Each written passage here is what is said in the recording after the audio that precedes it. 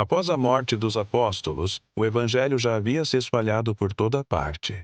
Roma, o coração do império mais poderoso do mundo, começou a sentir o impacto da nova fé.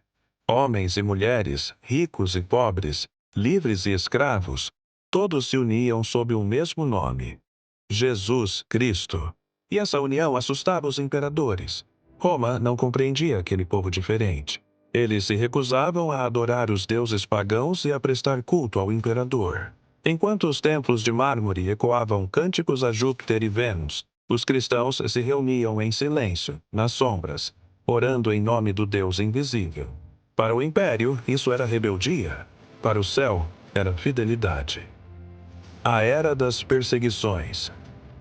Logo, as ordens começaram a ser dadas.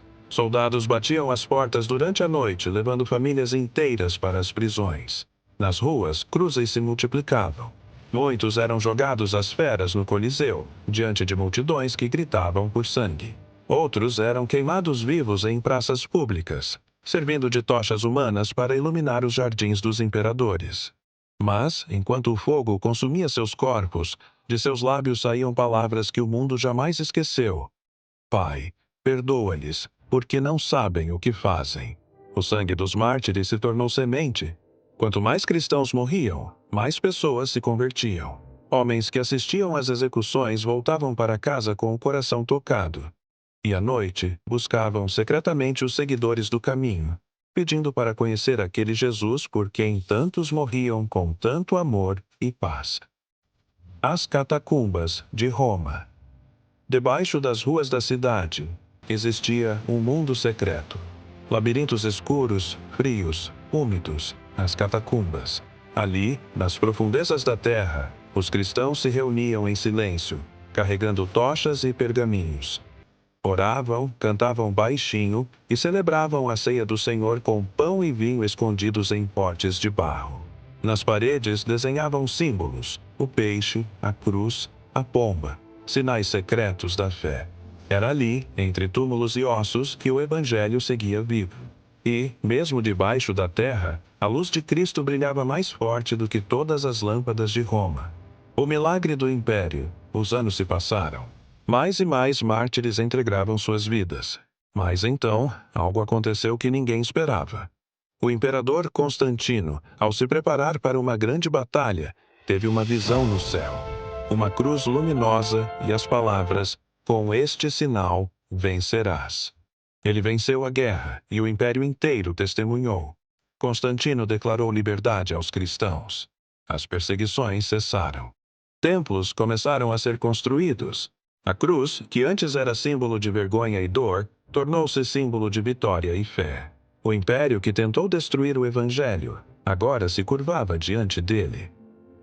A chama que nunca se apaga. Com o passar dos séculos, a igreja cresceu. A mensagem de Jesus viajou por desertos, montanhas e oceanos.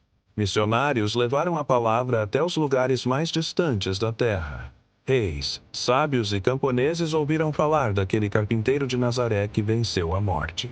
E a Bíblia, antes escrita em pergaminhos escondidos, começou a ser copiada, traduzida e espalhada para todos os povos. Mesmo quando surgiram guerras, divisões e sombras sobre a fé, a verdade nunca foi destruída. Porque o Espírito de Deus continuou guiando os corações sinceros que buscavam a luz.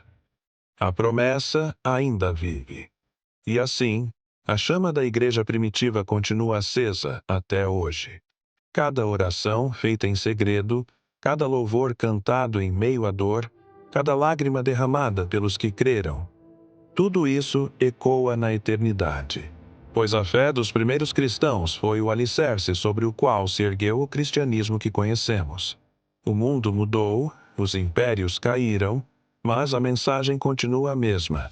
Jesus Cristo é o mesmo ontem, hoje e para sempre.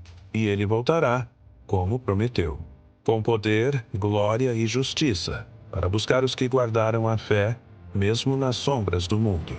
Agora curtir, segue e compartilhe a verdade para sempre.